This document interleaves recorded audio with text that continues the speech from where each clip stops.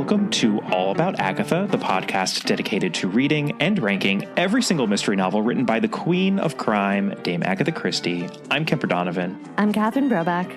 And we are doing something different on this episode. Different and extremely exciting, dare I say, thrilling. We have a special guest, don't we? We have an extremely special guest. Anthony Horowitz, author, producer, screenwriter extraordinaire, who we have referenced in so many different ways on this podcast and in so many different episodes. We had the honor to sit down with him over Zoom, of course, because it's 2020, and have just the most lovely conversation. And we are so excited to finally share it with our listeners. If you want to get prepared for it, for our UK listeners, his newest book, Moonflower Murders, is already out in the UK. And for our US listeners, it will be available for your reading pleasure at the beginning of November. Absolutely. Yeah, we talk about a lot of different things in this interview, but that is the focus of sorts of Moonflower Murders, since that is his latest book. He is just an amazingly prolific writer and creator, practically almost within the Christie sphere in terms of how much he has produced over the years, and he does not seem to be flagging anytime soon. So we're just in awe of him, and this was an interview and a conversation that we had been wanting to have for quite some time. And we should note, in terms of preparation, that if you really want to go hog wild on the preparation for this conversation, we did devote a Patreon episode to yes, we did. I was going to say prequel to Moonflower Murders, but it's the first book in what I hope will become a long-running series. That would be Magpie Murders, which came out a few years ago. So if you would like to listen to our thoughts on that one, you can go over to patreon.com/allaboutagatha and check that out. And I think we've been chattering long enough. Let's get to the interview. So we are so pleased to be sitting down with Anthony Horowitz, an author, screenwriter, and producer who is honestly so prolific that if we sat here and went through everything that he wrote and every award he's ever received, I think we would just have to close out this Zoom right afterward because it would probably take well over an hour. So we're just going to skip right over his 13-novel Alex Rider teen spy series. We're going to skip over his 2 James Bond novels, which were approved by the Ian Fleming estate. We're even going to skip over, as much as this pains me, his 2 Sherlock Holmes novels, which were also approved by the Arthur Conan Doyle estate, and move right on over into a little bit of his film and television work. Right? Because if we went into that at depth, we'd also have to deal with all of Midsummer Murders and Foyle's War. And, we will be talking, obviously, about the, I think, 11 Poirot episodes that you wrote. So, we're very excited to hit all of that. But I think that, the reason that we're here right now is because it's not out yet in the U.S., but we're awaiting the release of Moonflower Murders, which is the sequel to, of course, Magpie Murders, which Kemper and I personally love enough that we devoted one of our Patreon episodes just to discussing it. Yes, we absolutely did. New to hear. Thank you both so much. Yes. So thank you so much for speaking with us, Tony. And we should also mention just up top, because the other project which you're working on, which I think a lot of our listeners are probably aware of, is another mystery series featuring the police detective Daniel Hawthorne and yourself. And there are 2 books currently in that series. The Word is Murder and The Sentence is Death. This is the 3rd book, which I was writing just before we began this talk. I'm actually a chapter and a half away from the end. I've just got to do the reveal of who the killer is and the epilogue, and the book is done. It's a really sort of critical moment to stop. As delighted as I am to talk, I'm very clear, because, you may know this, one of my great fears in life is that I'll actually die before I finish a book. This is the moment where I have a massive heart attack and nobody ever finds out who the killer was in my new book.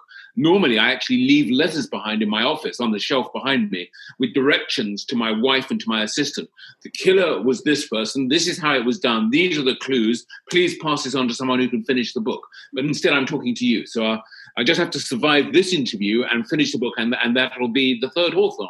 I mean, we will try to avoid any jump scares, I suppose. Yeah. It's like an acute case of Edwin Druidophobia, I suppose, or something. There should be some sort of like literary term for that. That's fantastic. Indeed.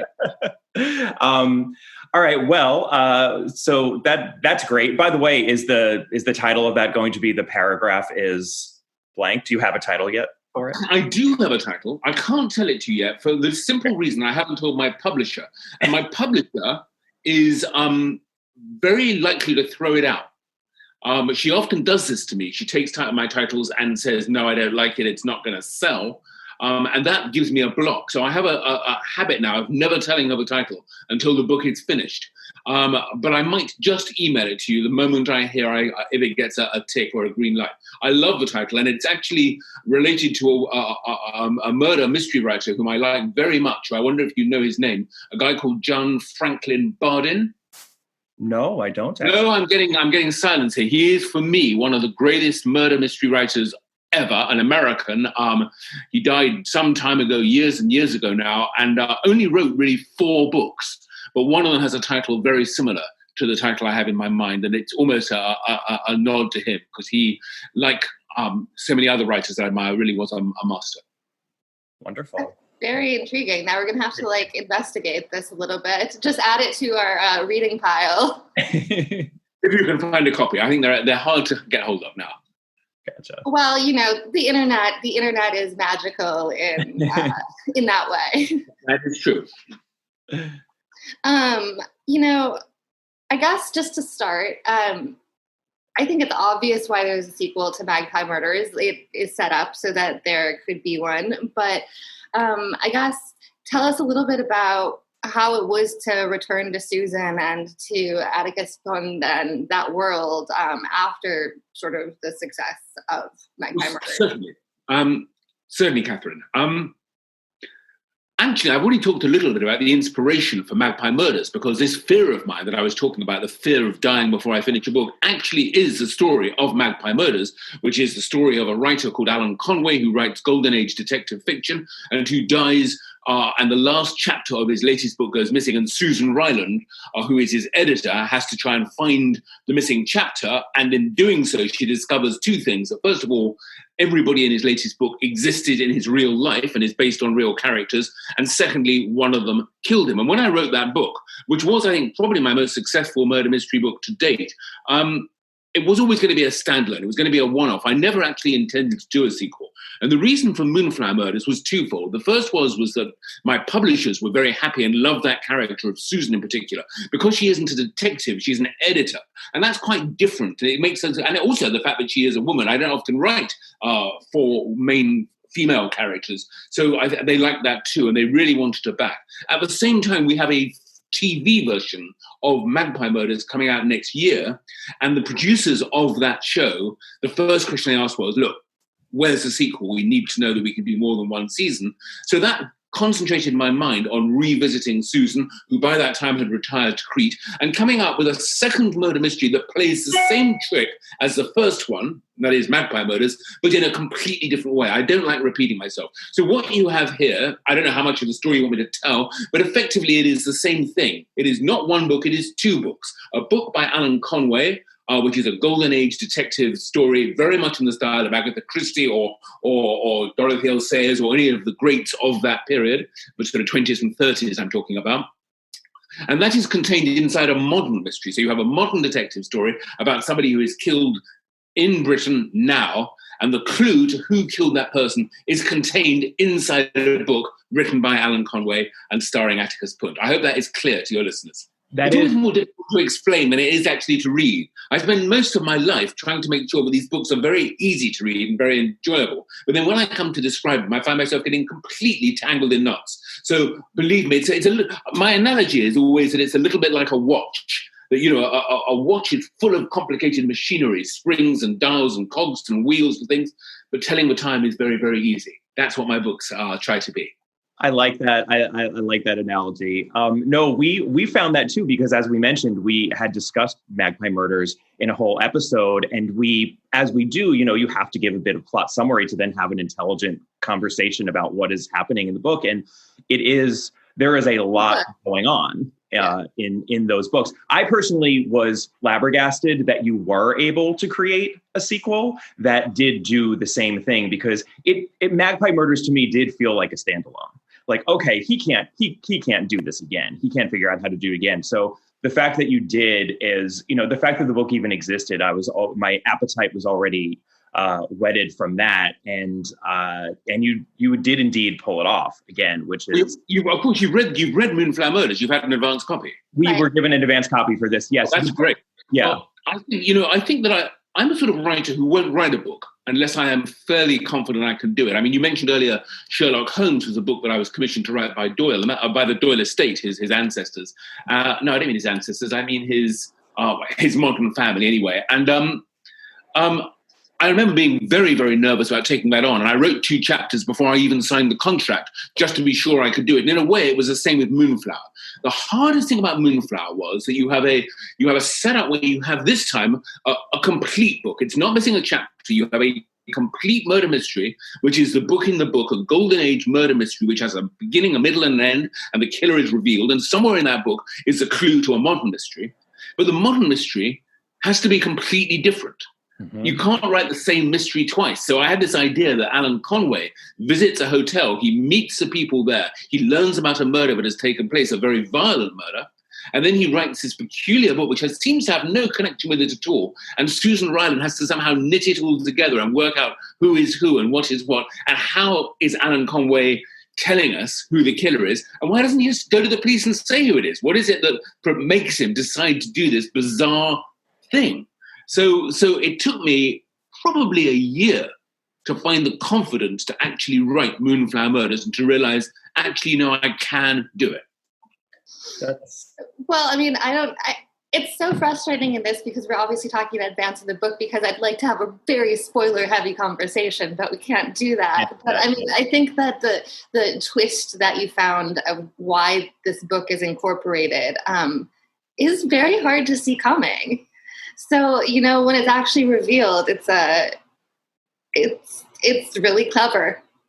Well, the other thing is, of course, is that people who've read Magpie Murders know what to look for. They know that I use anagrams and acronyms and wordplay and all sorts of other devices that most murder mystery writers don't use. I mean, that's just my idea, that you can actually twist language itself to turn it into clues that point to the killer. So everybody is looking out for the big surprise in the last chapter. And I should say that surprise is there. But I'm happy to say the book came out in the United Kingdom about 2 months ago, and it's done well. And I'm looking on Twitter for people to tell me, oh, we guessed it. So far, no one seems to have. No, it's, yeah. I know. Well, I'm notorious. It drives Kemper insane. It drives our listeners insane. It drives every member of my immediate family insane. But I'm like a notorious guesser. Like, I go into a novel and I immediately am like, okay, who done it? And I have to say I'm almost always right. And, it really annoys other people. But this was not something that you're totally able to do. I mean, other than perhaps an Occam's razor thing going on here. But the joy of the murder mystery genre is actually that it's a win-win situation. Because as far as I'm concerned, some people have guessed part of it. Because after all, you've got 2 murder mysteries, you've got quite a few murders and more than 2 murderers actually throughout the book. Right. So there is a chance you might guess part of it. But as a creator of the book, that's fine too, because, when I read a murder mystery story, if I do guess the ending, I feel pretty pleased with myself and I feel I've outsmarted the writer. And although as the writer, I might get a little bit, oh, really? I'm still happy because my job is, after all, to entertain people whichever way. To me, the only important thing in a murder mystery book is that you should not feel cheated. That when you get to the final page and everything has been explained and revealed, all the clues should be there in plain sight. You should have all the information that you, like the detective, should be able to have solved the crime. And for me, actually, the real pleasure of a murder mystery is always being less clever than the detective, which I am. And in the Hawthorne books, in which I actually appear as a character myself with the detective, I'm a complete idiot, and he's the clever guy, and I just follow 3 steps behind. You're the Hastings. Yeah, sort of. I'm both Hastings and Christie. I mean, that's what's interesting is I'm both the author and the sidekick. I'm Doyle and I'm Watson. And it's an interesting, that was an exercise. Now, I don't know if we're going to talk about this in the time we have together, but I'm very, very interested in the whodunit, the murder mystery as a genre and as a structure, as an art form, if you like, and trying to subvert it, trying to do things that haven't been done before. And given how many people there are out there writing murder mystery now, and how many there have been over the last 100 years, ever since Agatha really sort of got the ball rolling with her genius, it is very, very difficult to come up with fresh ideas. And that's what I'm always trying to search for in all my books, which is why in the Hawthorne novels, I came upon this idea, but the only thing I could do to subvert it and make you look at the whodunit in a different way was to step off the mountain, which is where the writer is, with a view of the entire landscape and all the characters in it, and put myself into the valley where I am literally in the shadow of Hawthorne and therefore in the dark. Well, what's interesting about what you do, and I only just thought of it as you were speaking, but we have often struggled with the fact that in the Sherlock Holmes books, for example, Watson is very clearly writing those stories, right? He is, he is actually recording what happened. So he is technically the writer. We all know that obviously Arthur Conan Doyle is the real writer of those stories. And in Christie, there's a lot of fuzziness, especially in the early novels, as to whether or not Hastings is actually literally writing the stories or just a narrator. And she honestly goes a little in either direction, depending on which novel it is. There's some where he is very clearly writing, such as ABC Murders. He's writing third-person narration, and there's a little foreword where he says that that's what he's doing. And then in others, he's clearly just a first-person narrator, as any first-person narrator. And it's kind of what you're doing is taking it a crucial step further, where it's sort of like, you're the sidekick, but you're the writer. I mean, you are the creator. You're the Agatha Christie, the Arthur Conan Doyle. So it's making that, taking that to the next step and kind of, making that your own. And then what can you do with the genre as a result of that? So it feels like a progression in a way from that format. Well, it is an interesting observation you're making, Kemper. You're absolutely right. I mean, the mysterious affair at the Styles, I think the first word in that book is I, and it's Hastings talking about how he gets to meet Poirot after he gets involved in a murder, down in Torquay or wherever. I think it's interesting that Agatha Christie did have difficulties with that construct, because after a few books, she gets rid of Hastings, sends him to a ranch in Argentina, and doesn't bring him back until quite a long time later, because I think she did find it quite difficult. And I often, when I'm writing the Hawthorne novels, get a little bit irritated by the fact that I cannot take the view of what everybody is doing, because it's something, incidentally, that Agatha Christie does extremely well, that when everybody is getting onto the Orient Express or onto the ship that's going to go down the Nile or whatever, you can see them in their own worlds before you meet them together as an assembly, and you can have clues about them and suspicions about them and paint their characters. It's much, much harder to walk into a location with Hawthorne, for example, and immediately connect with everybody that I'm meeting and trying to work out how they connect with each other. So, that relationship, the detective and sidekick relationship, is one I found very, very interesting, and which I've explored in many different ways in my writing. Yeah. Well, I think it's interesting. We talk a lot on the podcast and in general about how mystery has a tendency to be undervalued, especially in academia, because it's genre fiction. But I think that's changing now. That's evolving. But I remember one of my first class as an undergraduate in college. I was a comparative literature major, and it was forms of narrative.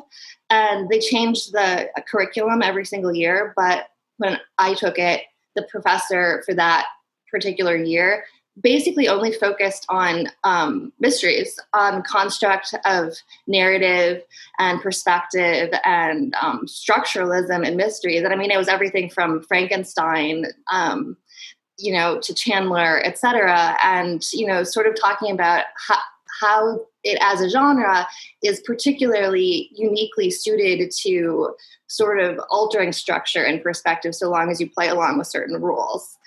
And, I think that like all of your work is a really good case study in that. And, I certainly, as a former lit nerd, current lit nerd, find it,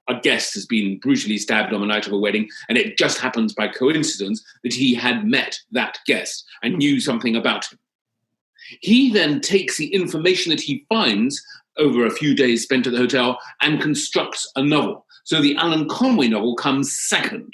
Okay. And I have to know what happens first to be able to write the second. But then, of course, when I start my work, I'm actually balancing both stories together. And I'm doing furious note-taking and arrows and diagrams and schematics and sort of constructing this double world almost at the same time as I write. So when I actually do sit down, here is my notebook here. And this is a notebook for this is just, it's endless lists and page after page of suspects and who they all are. And, it goes on. This is just Moonflower Murders. And it's a case of, there is, I just said to you before we began talking that I'm one chapter away from finishing my new book. And all the answers that I need to have are in this book. Right. That makes sense. That makes sense that you're starting. It's like you're working your way in, because you do have to start with the book that is, obviously, as you continue through from the modern murder into the Golden Age murder and then back into the modern world again, you are constantly having to rethread new clues. You think up new ideas, and then you just go back in. I did probably 6 drafts of Magpie Murders before it was finished, and I've done so far 3-4 drafts of the new Hawthorne novel. Moonflower Murders was about 4 drafts as well. It's a lot of rewriting and reweaving everything in. It goes back to what I said. The clues have to be in plain sight. You cannot just simply announce something on page 450 if you haven't actually given the reader a chance to spot it 200 pages earlier. Yeah, that makes sense. It's one of my greatest pet peeves. If I'm reading some novel and you get to the end of it and you're like, this came out of nowhere, I just will write the book and possibly the author off for some time because it's not playing fair. And the worst offenders are TV. I think most book writers, because the book goes through a publishing process and there's an editor and there's a team involved in making sure that everything works, a book after I think the only real culprit in that, the writer who I very much admire, who often cheats, is Doyle. Sherlock Holmes will frequently leave the scene and just return with exactly the information which he needs to solve the crime. But then I always think that actually, for all his genius, Doyle was not so interested in the detective story, in the true sense of murder investigation solution. I think he was much more interested in slightly more bizarre stories and in creating a world rather than in actually having obvious murder mysteries. Look how few murders there are actually in Doyle's stories. His best stories, Red-Headed League springs to mind. No murder. Right. But television, sometimes I'll watch a series and it's only when I get to the end I say, hold on a minute, I had no chance of solving that. How dare you? Give me back my 6 hours. Well, I heard an interesting comment the other day about narrative podcasts and about how narrative nonfiction podcasts, so like true crime, and about how they're a terrible cheat, really, because if it was a television show or a novel, a narrative crime story, an editor would never, ever let you just be at the end. And then I sat there and considered this journey and the information that I have, received over this course of 12 episodes, and we've solved nothing. There's no answer, and we have possibly not given you accurate information, which is what a lot of them actually function as. It's sort of long form journalism or a mystery novel without the editing. I quite enjoy such podcasts. I saw that Making a Murderer was, for example, gripped the entire world when it was on television, and that never had a satisfactory ending of any sort. And 20 hours later, we were really none the wiser as to what actually happened. And there is a side to me that dislikes these modern true crime stories, partly because it's something I write about a lot. Murder and the destruction of life and violence and all the emotions that go with it are not something one would usually celebrate. They're not something that I believe has a place in sort of polite dinner party conversation. And, did he do it? Didn't he do it? And for example, The Making of the Murderer, we are so familiar with the people who were accused, we always forget the young woman who was brutally killed, and we don't think about her family who had to suffer her loss.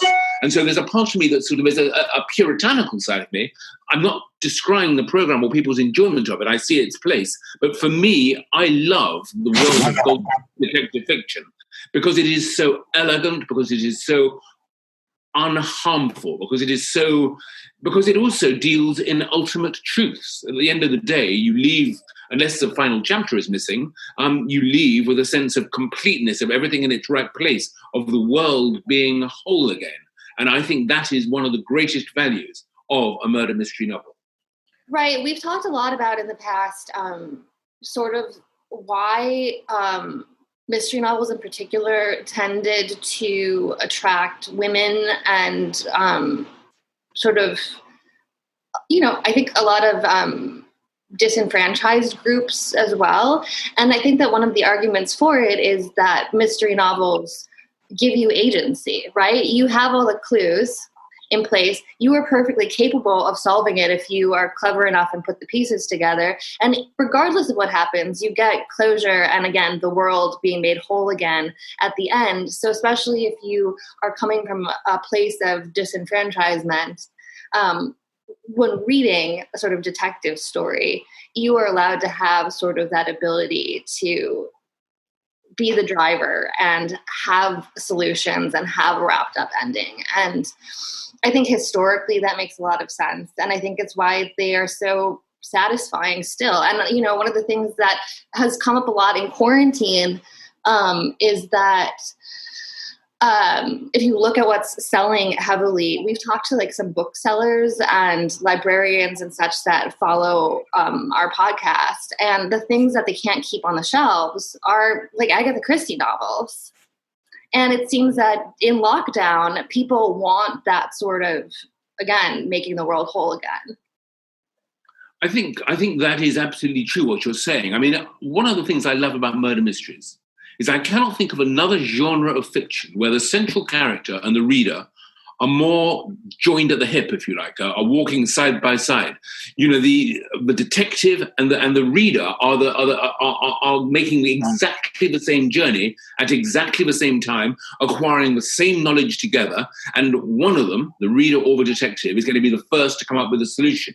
And that is an immensely satisfying and enjoyable journey. I'm not entirely sure about the gender thing in that discussion as to why that might be of more of appeal to women than to men. It's not a question I ever really asked myself, because even my kids' books, the Alex Rider books, which are meant to be for boys, I've never thought of as being for anything other than just for readers. I don't tend to divide my audience. But it is, I think, a very, very satisfying journey. And I think you're right also that in the time of COVID, in this time of loneliness, I was writing about this, actually. I wrote an essay about this only yesterday, where it occurred to me that the pleasure of a great murder mystery is very similar to the pleasure of a crossword. And it's no coincidence that many crossword compilers have also been murder mystery writers, and many detectives, one thinks immediately of Morse, have been cruciverbalists, which is a word that every cruciverbalist will know, meaning a crossword enthusiast. So, and what the pleasure is that it is totally absorbing. That when you are doing a crossword, and I love crosswords, all that matters is solving the clues and the pleasure that you get when you solve it, and that gives you a light in another clue, which then spreads further around the board. And that is a pleasure that makes you utterly unaware of the incompetence of politicians, of the high death rate, of the contagion which is going all around the world, and of the economic collapse that we are facing at the moment. All these horrors just briefly, temporarily disappear in something that is, you were talking about literature. It is not literature, it is just entertainment, but it is entertainment of the highest order. And it is never more valuable than it is right now. I mean, I'm a diehard crossword puzzle fan, so you're speaking to the choir in that regard. But I do think that that is the satisfaction of that. It's also, of course, how a lot of people have dismissed mystery novels in the past, is that, it's just like a crossword puzzle. And so there's something wrong with that. I mean, I see nothing wrong with that. I mean, a lot of my writing has been informed by the fear, if you like, that writing a whodunit or reading one is, in some respects, a colossal waste of time. I mean, I was working on Midsummer Murders for many, many years, which is a hugely successful and popular TV show. And when I say waste of time, I'm not using that as an insult. I'm merely saying that it doesn't actually do very much for sort of, human knowledge, for sort of human progression. It is, 2 hours watching an episode of Midsummer Murders. What do you come away with? Is it just the butler did it? Is that the end? Is that why we read a murder mystery? And I've been fascinated by the idea that actually the genre can be used to do more. Foyle's War was created, I created Foyle's War, simply because I wanted to explore the murder mystery form in a different way. And the what matters in those stories of Foyle's War, although I hope every single one is in its own way a perfect murder mystery with clues, red herrings, suspects, a surprise ending, a great reveal, and a good detective, wonderfully played by Michael Kitchen. But what I was really doing was telling stories about the Second World War, 1940 to 47. That, to me, was what mattered, that when you came away from an episode of Foyle's War, you would know something you had not known before. My favourite episode of Foyle's War, The French Job, does not have a murder in it. It doesn't even have a crime in it. It merely pretends to have. And that's why I love that particular episode. So don't let your listeners think that I am descrying a genre which I absolutely adore. And I'm looking at your shelf behind you and I'm seeing Kate Atkinson, who is brilliant. And I'm seeing Lucy Foley, who is absolutely wonderful. The Guest List, a book I would recommend to anybody. These are wonderful books. But what I am saying is that I've always sought to add extra value in my own work. And I think that, so many authors have, and certainly our focus, being Christie absolutely does. And, that idea of, in Foyle's War, you're using murder mystery as a means of telling stories that then also enrich one's experience or knowledge of World War II.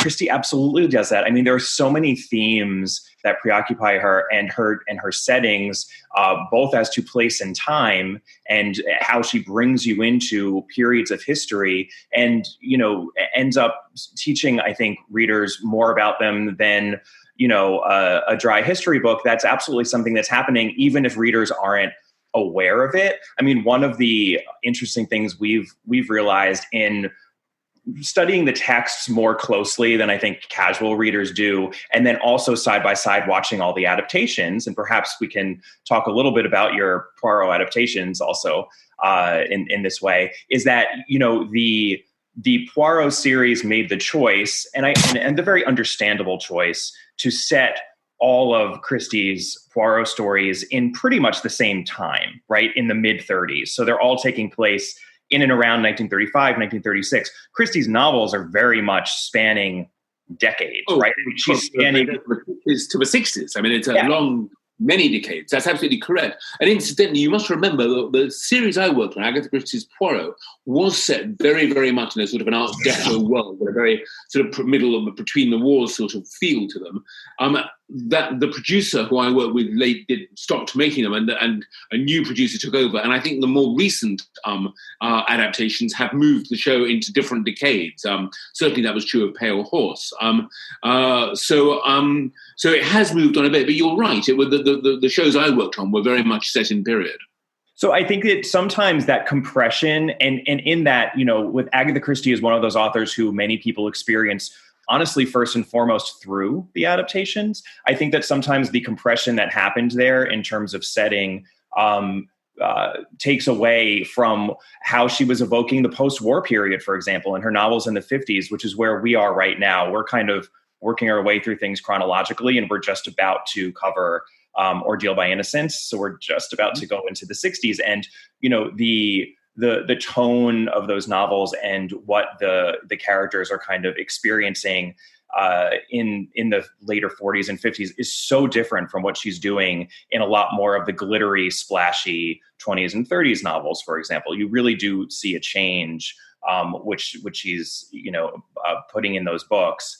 And, it's, again, I totally understand why the adaptations are putting them all in the same period, but I think that sometimes is why people don't necessarily appreciate how many different things Christie actually was doing in her books. And the only other point I wanted to make, just circling back to what you were saying about, true crime and the idea of focusing on the solving of a crime, and in some ways almost the innocent, right? And the idea is that when you're solving a crime, you are making the innocent parties whole, because you're taking away the cloud of guilt that's hanging over everyone until a murder mystery is solved, right? Because it's like, these 10 people could have done it, but 9 of them are innocent, or 8 or whatever are innocent. And until it's solved, they're not going to really be able to live full, meaningful lives. That is such a Christie-ish impulse. And it's so different from the anti-hero obsession that I think we've developed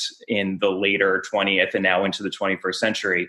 My sense is that I don't think Christie would have been as into the uber focus on the evildoer, as opposed to the innocent. But that doesn't mean that all she's doing is solving a crime and, everything's perfect and wonderful at the end, and the world she's created has nothing to do with the world that people are actually living in. You can still focus on solving a crime and the innocent and all of that, and do all these other things that we're talking about in terms of evoking setting and certain themes and whatnot. I think that's just it's a point that sometimes isn't. I think it's just not made enough. I think you're absolutely correct. I think that the settings of the Agatha Christie books are a critical part of them, and not just, they can be geographical, they could be historical, archaeological, of course, her fascination with archaeology through her second marriage, and just the sort of the physicality of the world and the class system and the sort of the deference. So many aspects of life in those different decades are reflected in her books, and I think you're absolutely right to point it out. It's another reason why I do love the book. To be honest with you, for Agatha Christie, I go first to her plotting. I mean, to me, that is her greatness. It is her ability to construct plot and to come up with revolutionary ideas in book after book after book. That is, if I was drawing my hit list of why I love Agatha Christie, that would be number one. And it's certainly what I have most taken from her in my own work. I try not to copy her, but I am certainly inspired by what she's doing. But I do take your point that the settings and the world that she describes have an impact and importance too. I think it's a point well made. I also have to say, sort of almost circling back there, one of the things that I love most about Magpie Murders and Moonflower Murders is that in some ways Alan Conway is the real villain in both of them. There's something just extremely awful about him. And it's, of course, you need to know about Alan Conway in order to solve both of the mysteries, really. But I like that he never actually is there. He's gone by the time, we get to any of them. So he is just this ominous presence lurking off screen that, off page, that you're sort of left to dwell on his almost sociopathy, and I think that is such a smart decision. And, I just, it makes him much more of an ominous presence, I believe, because he's not there. What is interesting is that in the TV series, which I have adapted myself, 6 scripts, he is actually quite a major character. He is in a lot of scenes. And for me, as the writer, it was quite interesting almost to meet him for the first time, because you're absolutely correct. My decision in the books was to make him just a presence, an evil presence on the outside, inspired incidentally by Conan Doyle himself. It's always fascinated me, writers who have an antipathy towards their own characters. Agatha Christie famously only once talked about Poirot in highly disparaging terms as being a sort of I forget what the words are, a creep comes into it, I think, and sort of, how much he hated him. But Doyle was much, much more much more antipathetic towards his hero, because what did he do with Sherlock Holmes after 3 successful books? Threw him off the Ruckenbach Falls because Doyle thought, there are more important types of writing for me to be doing. And it was only when he had a gigantic mortgage on his new house that he went back to the Hound of the Baskervilles and went to the later short stories and brought him back from the dead in a way I explore in the House of Silk, in a way that makes no sense at all, but he accepted that he needed the money. Conway is not a nice man. I mean, he's not based on anybody I've ever met, inspired a little bit by Doyle, and certainly I hope not a writer like me. Is Susan based on anybody you know? Yes, Susan is based very much on the editor who was my editor at Orion Books when I wrote Magpie Murders, the first book. The editor, who was very well known in publishing circles, was called Susan Lamb. And going into sort of the wordplay that I use in the books, a Ryland is a breed of lamb. So Susan Ryland is my hero. Which I think you even mentioned in Moonflower Murders, don't you? Because I refer to it. Yes, I think a journalist had mentioned to me in print that Susan Lamb was the inspiration for Susan Ryland. So in the second book, I come clean. You clean on that, right? Well, I think I know the answer to this, but it's funny, when Catherine and I were both reading Moonflower Murders, we both underlined this same sentence, and it's a statement that Susan Ryland makes. I wanted to see if you agree with it. I think it would be fair to say that a whodunit is one of the very few forms of literature that rarely merit a second read. I have friends, my dear friend Kate Moss, who has herself written a wonderful murder mystery story called The Taxidermist's Daughter. I recommend it to you. Regularly reread Agatha Christie. And I have myself reread quite a few of the books. My mother-in-law rereads them endlessly, actually, and such. So I'm not sure I do entirely agree with Susan Ryland. I think that's the editor in her speaking, because having spent so long working on the damn thing and sorting out all the punctuation and grammatical faults and arguing with Alan Conway, I can quite see that she's had the one read of it is enough for her. But actually, there is a pleasure to be had in rereading it. In fact, I recently reread Roger Ackroyd, The Murder of Roger Ackroyd, because I wanted to see if actually Agatha Christie had played fair with the reader. I was going to be interviewed about the book, so I reread it. And it was a very interesting exercise to read it in the knowledge of one of the greatest twists ever written in a murder mystery book, and seeing how it plays through, how she did it. So I think the second read does give you a little bit of an insight into the mechanics of the thing. Well, thank God you don't agree, because we've devoted, 4+ years now to rereading Agatha Christie. So we definitely don't agree. No, I think Susan is a little bit waspish there. Yeah, I mean, there's so many Christie references in both books. Also, I mean, having just finished Moonflower Murders, I actually kept count. And you name-checked, actually name-checked Christie 6 times, 7 times if you count Mary Westmacott reference that you also make in the book within a book.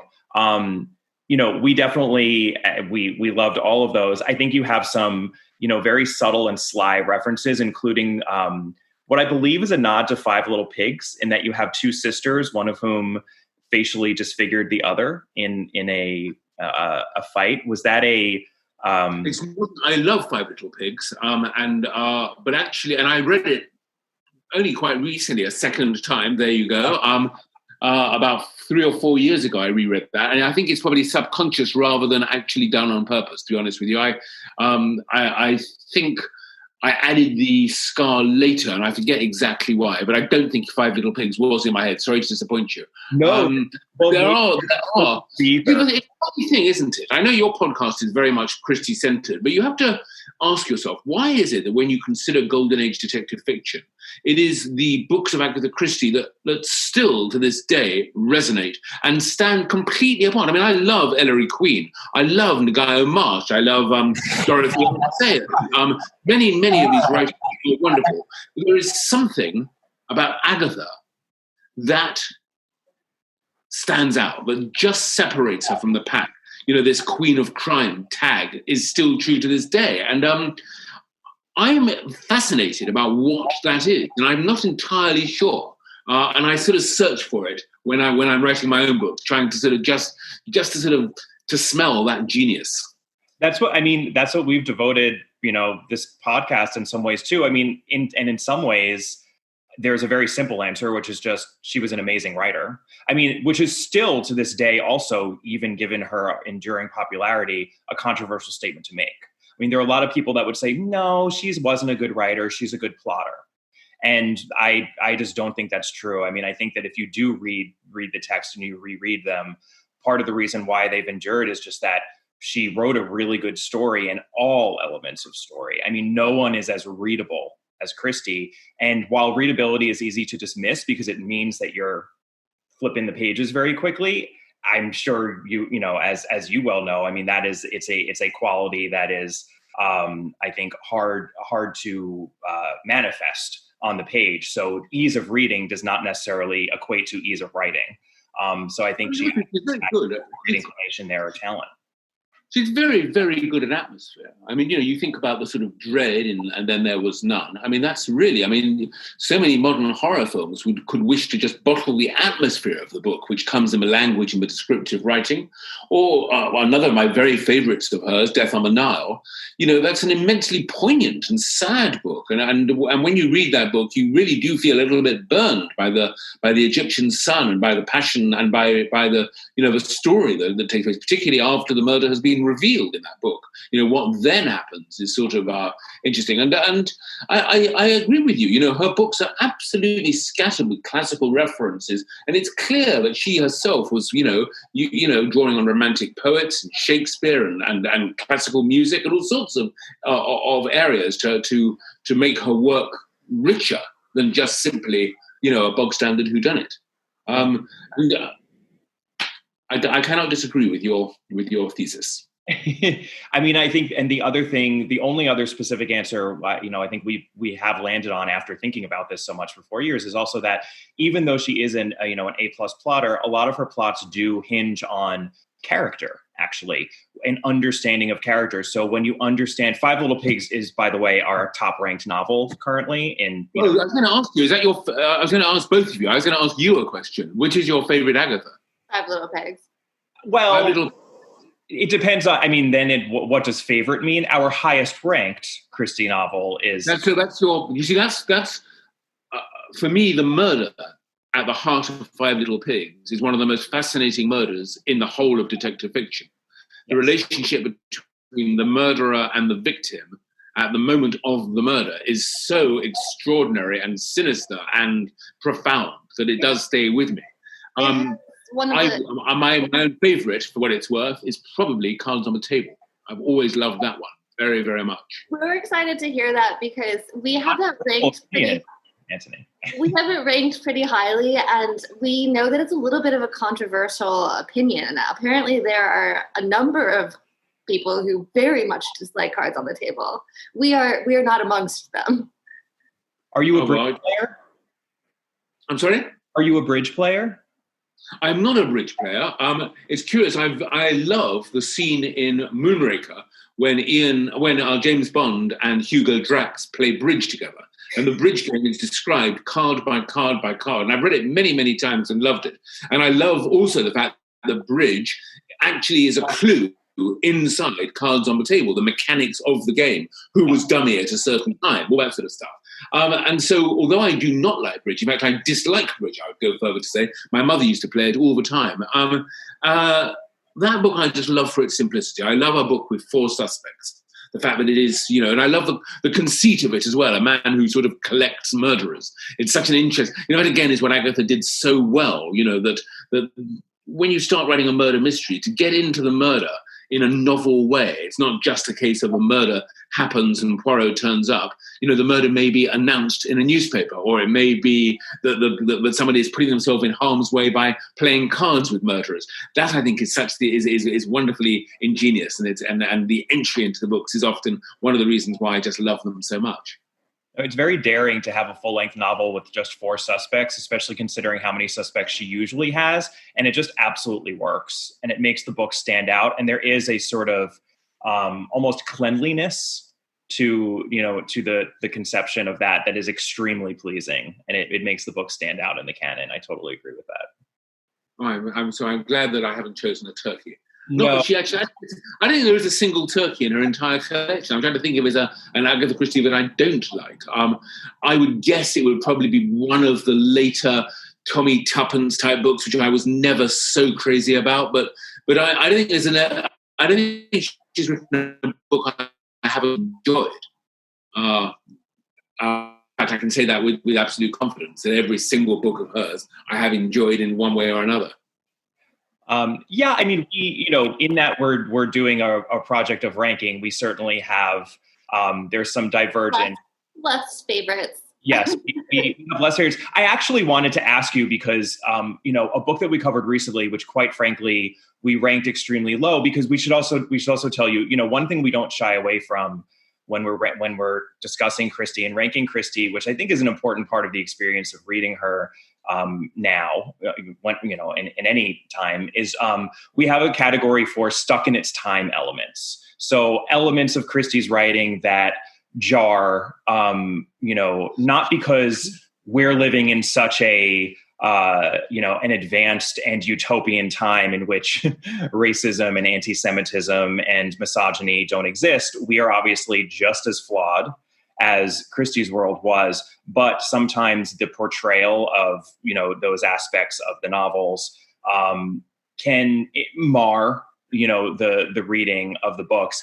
And to be perfectly frank, one book that where that was a huge element of the novel was Hickory Dickory Dock, which happens to be one of the books that I believe you adapted for. I did adapt. Yes, you're right. And there is, because this is a hostel in London, and the students are foreign students there, they are a little bit racial stereotypes, I seem to remember.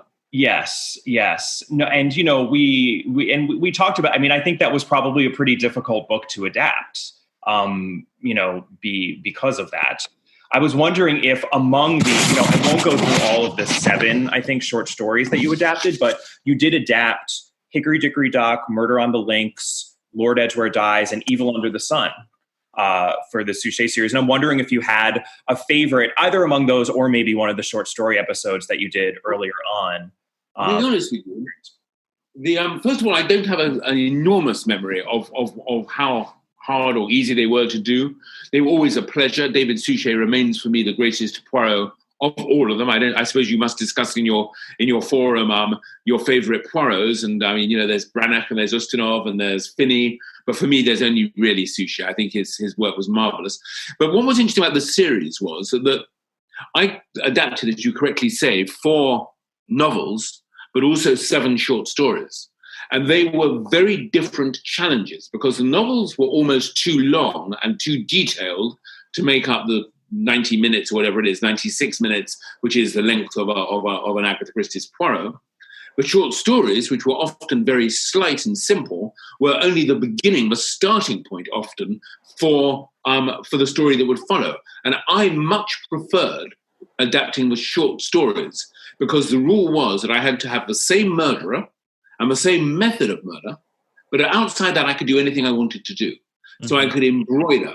And so if you ask me my favorite adaptations, I would go for Yellow Iris, mm-hmm. which expanded in all sorts of directions, but still remained true, of course, to Christie's rather clever idea. I mean, I rather love the idea that she had, obviously in a restaurant, because I have a feeling she probably just was having lunch one day and scribbled down the thought on the back of an envelope, which then turned into the story of the Yellow Iris. And I enjoyed writing that one very much, but also the Double Clue, because that's the only book, as far as I remember, in which Poirot has a serious relationship with a woman, the Countess, whatever, I can't remember her name now. Rosakoff. Of course, Countess Rosakoff. And having the leisure to actually stay with the character and talk about things that were not murder, but were about themselves, was a wonderful thing to be able to do. That's a lovely episode. And it has lovely music. I still remember very much the music that I think Chris Gunning was the music writer that he put on it, which was very, very lovely and touching. And of course, David does it very, very well, because he, as being the protector of Poirot, I seem to remember that when we were discussing that episode, he was very, very nervous about pushing the romance too far and turning it into something that Agatha Christie herself would not have liked. And so we were very careful. And I think what is interesting about it is the tension between the two of them, because not only is she the love interest and he admires her, she is also the main suspect. And that, I think, is really interesting. Mm-hmm. Plus the actual double clue of it is something that... Yes, but that's pure Agatha. I mean, that is really pure Agatha, the way that, that a clue can have two interpretations. I think that's great.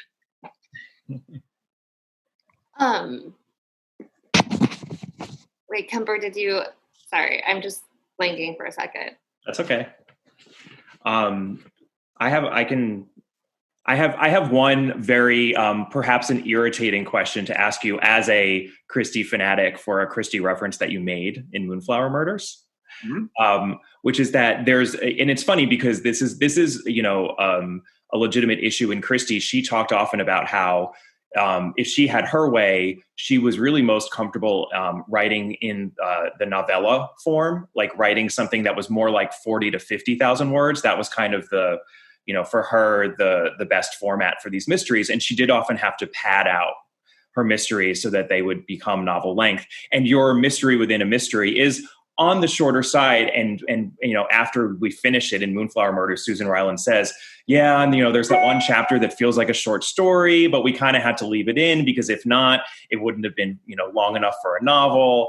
And you make reference to two Agatha Christie's that are particularly short. One of them.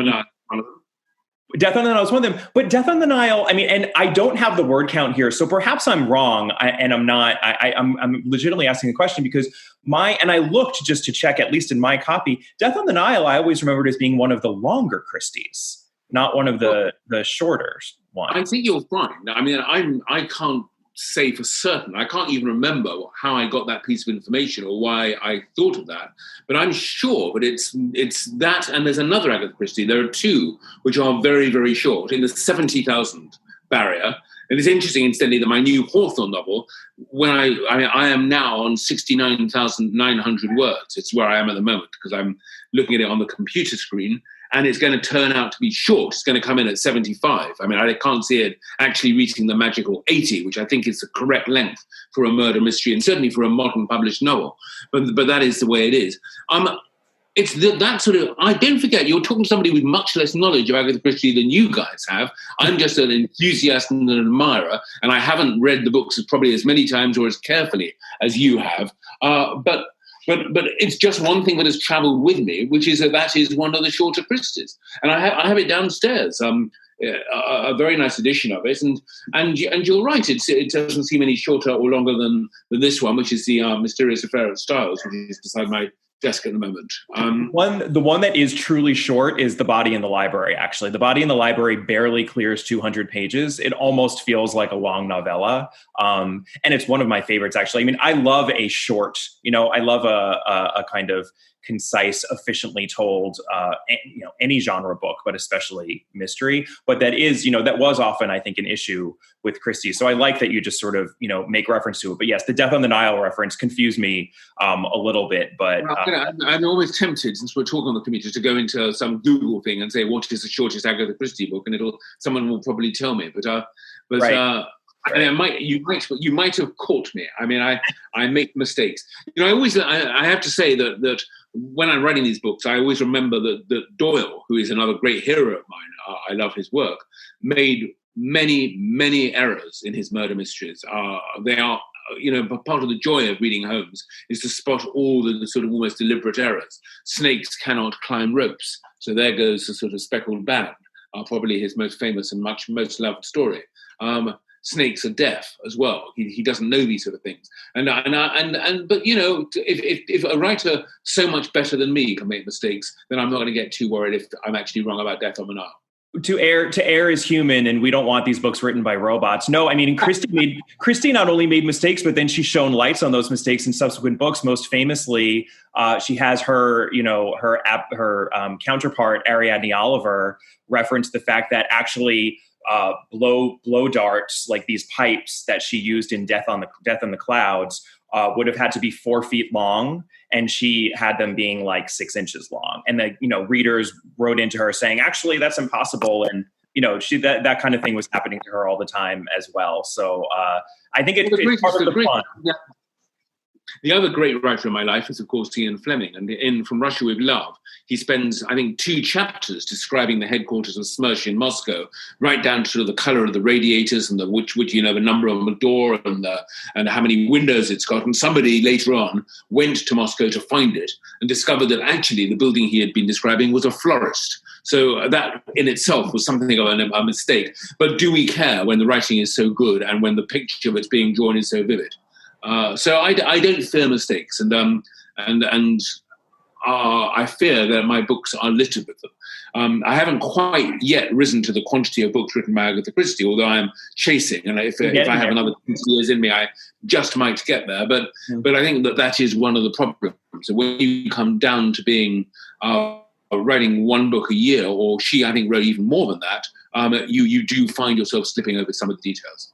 Well, Anthony, I would say that when you're getting to the point where readers are reading as closely as I am, because I'm obsessed with your books, and caring enough to ask that you've already won the game. So it's a joy, not a problem. That is a lovely thing to say, and I'm grateful to you. Thank you. We always ask anyone that we interview, we always ask this. And it's usually not an obvious answer, but I suspect that this question does have an obvious answer for you, which is Poirot or Marple. Who do you prefer?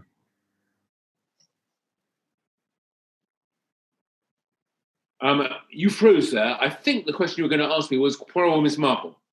Sorry. And then it looked like, I think we both froze. I think in the internet's had enough of it for today. But let me answer the question. You know the answer is Poirot for me. I love Poirot. And when I was young, in my sort of 8 to 13, I used to see the Miss Marple film starring Margaret Rutherford, who has a very, very special place in my life.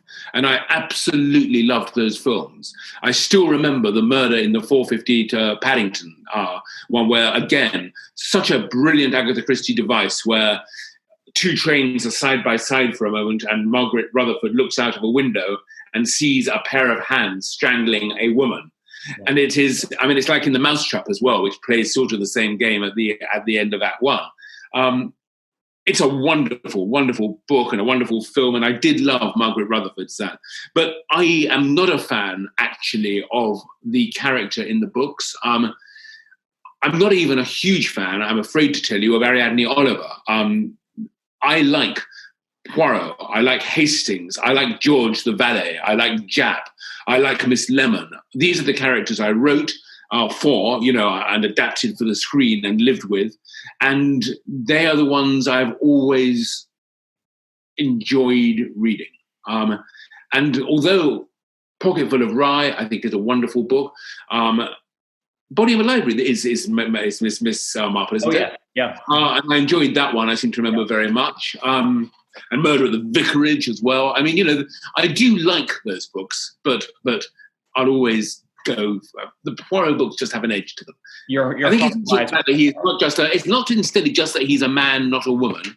It's more to do with the fact that he is a foreigner, that he is not inside the community, he is the outsider. And for me, in a murder mystery, the detective is always the ultimate outsider. He doesn't know anybody, and as soon as the solution has been revealed, he has no place. He has only to move on into the sunset. And that, I think, is what I love about the murder mystery genre. I love that answer. Yeah, I think that might be a good place to end. I mean, that's ending on a fairly... You have worn me out, Kemp. Although I have to say that it's been a total pleasure talking to you and Catherine, and I hope you have material which will entertain your listeners and be worth having done all this. We do, and we want you just to get back to writing and finishing that third Daniel. I'm going to do that right now. I'm in that last chapter right this minute. Please, let's end this now. Get off this Zoom so you can get back to that. We can't wait to read it. Thank you both very, very much indeed, and keep well and stay safe, and the same to all your listeners. Bye. So much. Bye, Anthony. Bye. So much. It's been a pleasure.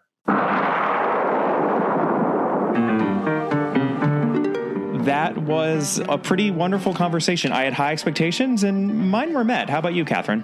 Oh, absolutely. The one thing that I left off that I really wanted to talk to him about, but he was kind enough to respond to my email after our conversation about it. But I shall note that he was a guest judge on Great British Menu this past series, which is one of my favorite shows. And, if anybody else wants something to spend some of their ongoing lockdown time watching, I highly recommend, because it's dedicated to, in fact, British children's literature. Wonderful. And again, if you came out of this interview wanting more, again, you can go to our Patreon, right, Kemper? Absolutely. You can go to our Patreon site, www.patreon.com/allaboutagatha, where we talk about Magpie Murders.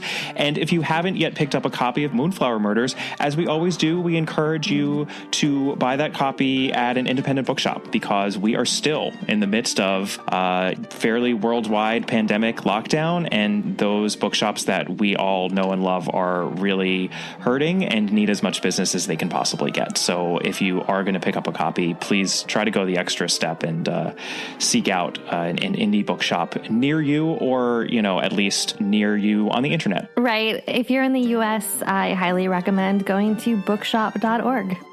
And we should also note, if you are really jonesing for even more of that interview you just listened to, you can check out the video component of that interview, because we actually recorded our Zoom conversation. And just as we did with the interviews for the International Agatha Christie Festival's centennial celebration, we have partnered with them again, so that this interview is going to be uploaded on their YouTube channel. So if you haven't visited IACF's YouTube yet, there is so much great content there that you will want to check out from the centennial celebration. And the easiest way to do that is just to go to YouTube, youtube.com, and enter International Agatha Christie Festival into the search field. And it should be the first thing that pops right up. It's the channel for IACF. And then the video should populate right on the screen. You may have to click on the tab for videos, but you should see it pop right up. And you can see our smiling faces along with Anthony Horowitz's. For better or for worse, Kemper? For better or for worse. Mainly for better, one hopes. Well, that was our very special episode featuring Anthony Horowitz. We will be back next time with an Agatha Christie-focused episode, and how, because we will be discussing Ordeal by Innocence. Very interesting. Looking forward to that conversation. As am I. In the meantime, we would love to hear from you, as we always do. You can email us at allaboutthedame@gmail.com. You can find us on social media. Our Facebook page is All About Agatha. Our Instagram handle is All About Agatha. And on Twitter, you can find us at All About the Dame. Catherine is also on Twitter personally at Brobcat. Do take a moment to rate and review us if you haven't already done so, and we'll see you next time. Bye. Bye.